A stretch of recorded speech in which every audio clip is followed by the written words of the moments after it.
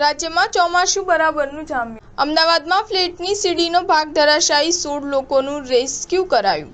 સુરતમાં 2 મકાન ધરાશાયી, 1 વ્યક્તિને ઈજા।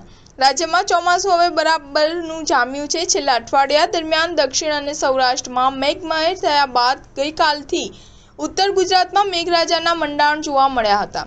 ખાસ કરીને બનાસકાંઠાના લાખણીમાં 11 ઇંચ જેટલો વરસાદ ખાબકી જતા જળબંબાકારની સ્થિતિ સર્જાઈ હતી।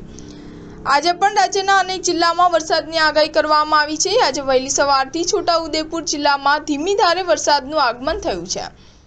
બીજી તરફ ગત રાત્રે વરસાદ દરમિયાન અમદાવાદમાં ફ્લેટની સીડીનો ભાગ ધરાશાયી થયો હતો, જેથી ફસાયેલા 16 લોકોનું રેસ્ક્યુ કરાયું હતું। ત્યારે આજે સવારે 6 વાગ્યે પૂરા થતા 24 કલાકમાં રાજ્યના 178 તાલુકામાં વરસાદ નોંધાયો છે।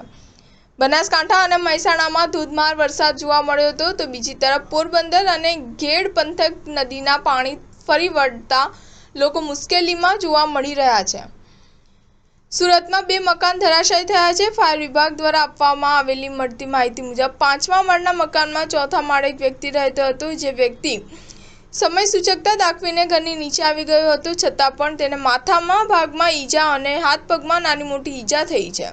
આ 5 માળના મકાનમાં અન્ય તેમના સાથી સભ્યો પણ રહેતા હતા, પરંતુ ઘટના બની તે સમયે માત્ર 4થા માળે એક જ વ્યક્તિ હાજર હતા।